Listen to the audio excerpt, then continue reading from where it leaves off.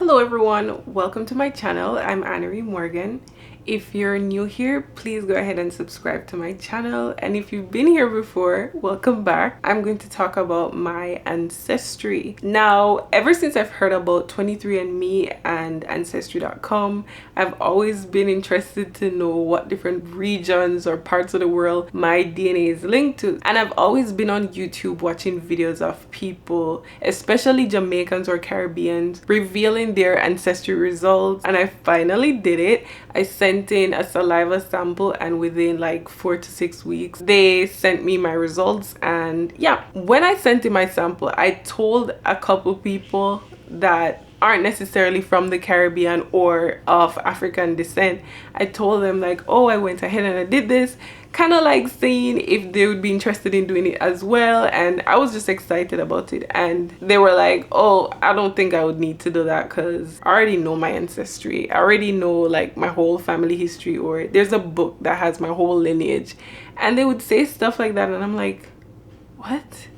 That's actually a thing? I don't know why in my culture or my family background or so, it's kind of taboo to ask the elders about their parents or their parents' or anything of that sort. Luckily, there is another means of finding out a bit about your family history, and it's through these sites. So now let me tell you what I expected. Growing up, I don't know why the history that we learned, it was implied or insinuated or something of some sort that we were mostly from Ghana. And it's to the point where a couple Jamaicans actually moved to Ghana because of that thought that majority of us would have mostly Ghanaian descent. So I expected majority of my percentage to be linked to Ghana. When I saw my results though, the first thing I thought was, okay, this makes a lot of sense. Okay, I'm gonna show you guys now. So my highest percentage, being more than 50%, is Nigeria, where I have 54%.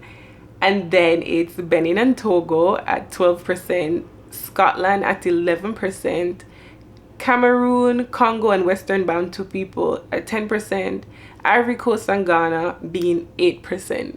Now, that's a shocker because, as I said, I expected Ghana to be my highest percent, and they didn't even have a section for Ghana alone. They mix it with Ivory Coast. I can't speak on the reason why because I really don't understand anything about that, but anyways, and the rest are like 2 and 1%, being Mali, Wales, and Norway, which I don't know. These numbers have changed since I initially got my results. My very first Nigerian result did say like 63 or 64% Nigerian, and then a couple weeks after that they updated my percentages and gave me this one that I'm showing you guys right now. As to the reason, I don't know why. They just say, okay, they got clarity or whatever. But as I said, the Nigerian results make sense because I was naturally being drawn to their culture, their music, their people, everything about them. And then to think that I'm also dating a Nigerian, it just makes perfect sense. And another cool part about Ancestry.com is that it also has an app. Maybe 23andMe has it as well, but I can only speak about Ancestry.com. They show you matches that you have, like all your other relatives down to like your 6th cousin or something like that.